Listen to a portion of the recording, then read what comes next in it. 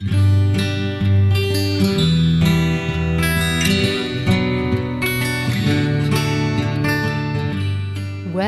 to Reiki Banashi, a podcast where we talk about Reiki in a simple and approachable way. I'm your host Innina, and I'm a practitioner and Shihan teacher of Jikiden Reiki. And through this space, I offer reflections and shared experiences, sometimes on my own, sometimes with guests. We explore this fascinating topic that is so close to my heart. So make yourself comfortable and let's get started. And konnichiwa, yokoso, hi everyone. I'm very happy to be here with you today for a solo episode. Today I want to talk about something that truly matters to me, the place of Japanese culture in the practice of Reiki. And more specifically, why, in my view, trying to completely remove it does not serve the practice. So, as you may already know, I am of Japanese origin. I'm half Japanese. I practice and teach Jikiden Reiki. And for me, this is important because it involves something essential: transmission. The Reiki I practice does not come from a reconstructed, modified, or reinterpreted system. It comes from a direct lineage. So my teacher, Tadao Yamaguchi, learned directly from his mother, Chiyoko Yamaguchi, who learned directly from Chujiro Hayashi, who himself learned directly from the founder of Reiki, Mikao Usui. And that changes everything, because we are not talking about an idea of Reiki. We are talking about a practice that has been passed down, lived, experienced, and above all, embodied within a very specific context, Japan. Now, I cannot guarantee that the Reiki that I teach and practice, Jikiden Reiki, these are exactly the untouched teachings of Usui Mikao Sensei, as he asked his direct student Chujiro Hayashi to continue studying Reiki from a more medical perspective, particularly because of his background as a physician. And as a result, any changes, small changes that may have introduced remain minimal and can be explained by this specific orientation. So today this lineage is considered one of the closest to the original teachings of Mikao Usui, if not almost the same, because in the Japanese cultural context, one does not alter the teachings of one's teacher except when explicitly asked to do so. However, what we do know for certain is that this is Reiki as it was taught by Chujiro Hayashi sensei in the 1930s. And it is rooted in a deeply Japanese way of being. Within it, you find great simplicity, a clear structure, an emphasis on feeling rather than mental interpretation or modern conceptualization. Also a repeated and advised daily practice, the importance of humility, respect for your lineage, as also seen in so many martial arts, for example. A mindset to embody as a practitioner, which we follow with the Gokai, the 5 Reiki principles. So, as you can hear, this is not just an energy technique. It is a way of practicing, and in a way of being. So, when these elements, the ones that define this beautiful practice, this essential cultural dimension, when these elements are removed, we are not simplifying Reiki, we are transforming it. Today, We see many forms of Reiki in the West that have been widely adapted for Western audiences. And again, adaptation in itself is not an issue. But sometimes what we observe is such a significant transformation that it becomes difficult to recognize the original practice. We see this issue in many other practices as well, such as shamanism or yoga. Today there are so many types of yoga, adaptations of adaptations of adaptations, that its essence can sometimes get lost. And people may start to see it as nothing more than a basic form of exercise, when in reality it carries so much more than that. So, coming back to Reiki, with this process of adaptation, we start to add concepts that do not come from Japan, or personal interpretations, or even blends with other traditions such as chakras, which are very interesting and rich in history, but are not part of the Japanese tradition. Or even worse than that, we remove essential elements simply because they're too difficult for Westerners to pronounce or too difficult to remember. And little by little, Reiki becomes something else.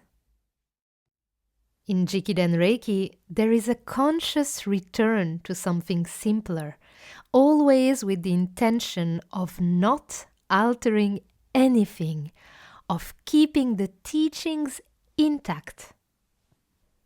Direct. Jiki in Japanese means direct. Den in Japanese means transmission or teaching. So, as it was practiced in Hayashi Sensei's time, as it was received by Chiyoko Yamaguchi.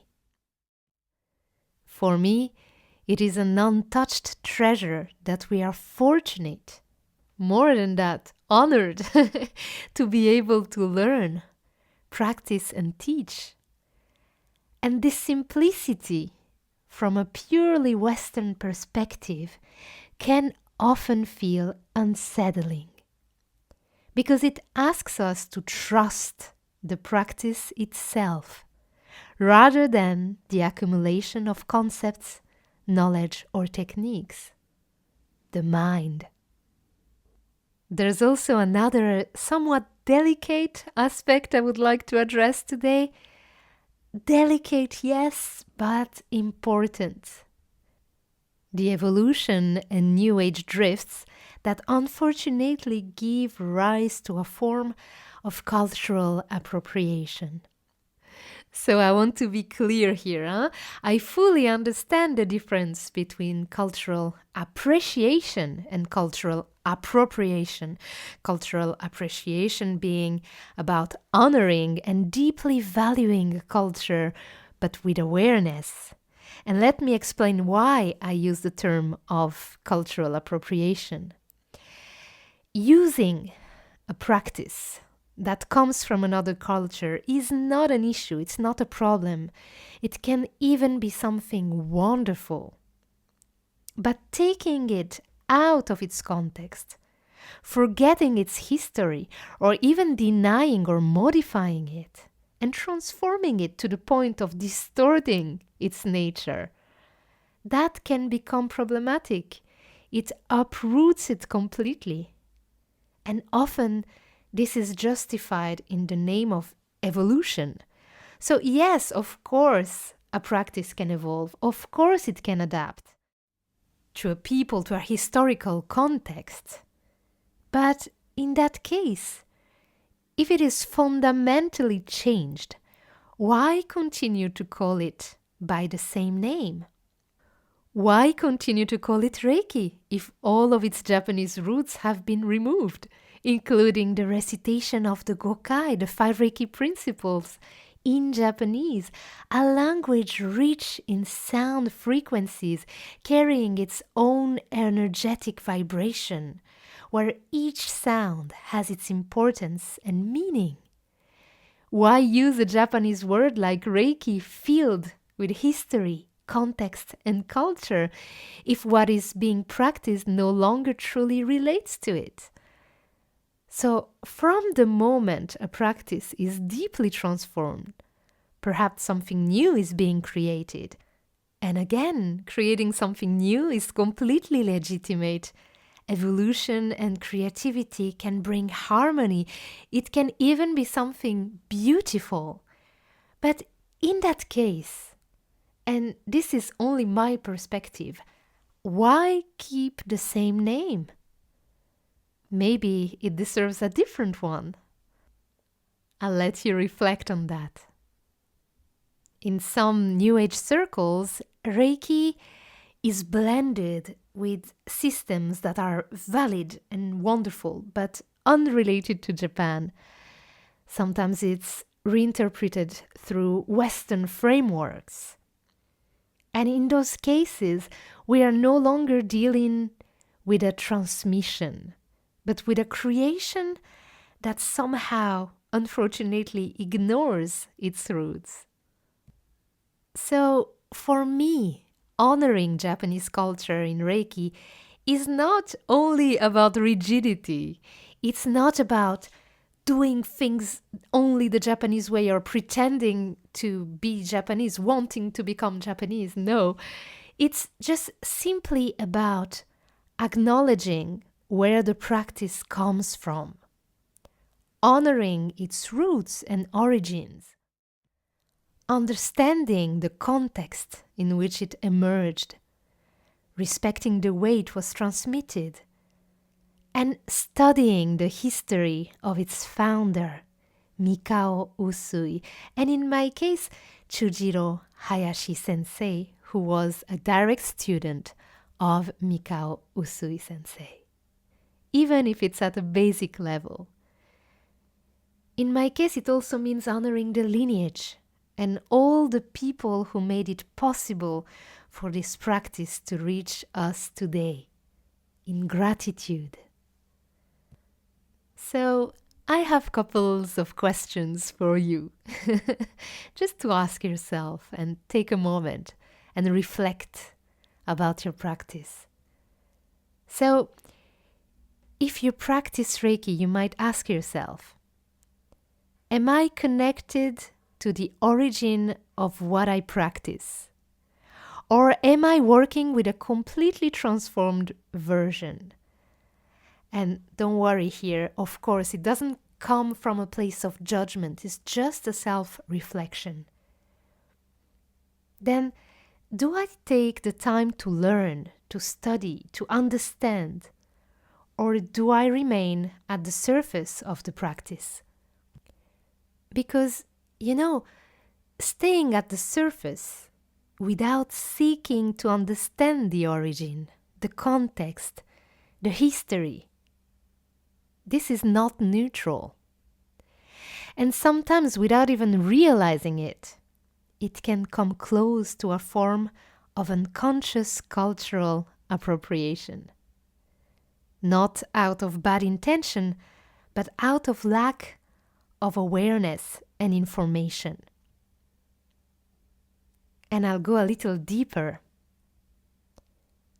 Ask yourself, in my practice, am I able to understand the symbols in depth, not just as a universal, vague or poetic ideas, but within their original context?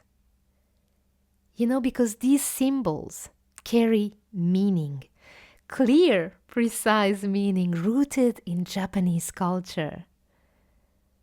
So am I connected to that origin, or am I using interpretations that may be beautiful, but somehow disconnected from what they originally meant?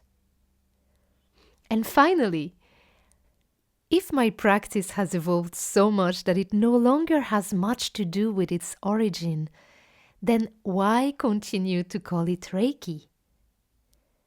So there is no judgment in these questions, just an invitation to go a little further, a little deeper. And if you want to study more, actually, I would also like to recommend a few books that can help you dive into the history of Reiki and deepen your understanding. So I'll make sure to put the links in the episode notes, of course. So the first one is Light on the Origins of Reiki of Tadao Yamaguchi. This is Reiki of Frank Arjava Petter. Woman in Reiki of Silke Kleemann and Amanda Jayne. And Reiki in Japan of Nishina Masaki. So enjoy your reading or food for thought. Thank you so much for listening. It's such a joy to share these moments with you. If you'd like to continue exploring these topics with me, you can find me on Instagram or on my website. And if you'd like to go further or learn more, all the links are in the show notes. If you enjoyed this episode, feel free to leave a 5-star rating on your favorite podcast app and share it with someone you think might find it meaningful. Your support and your listening means a lot to me. I'll see you very soon for the next episode, and in the meantime, take care. ありがとうございました。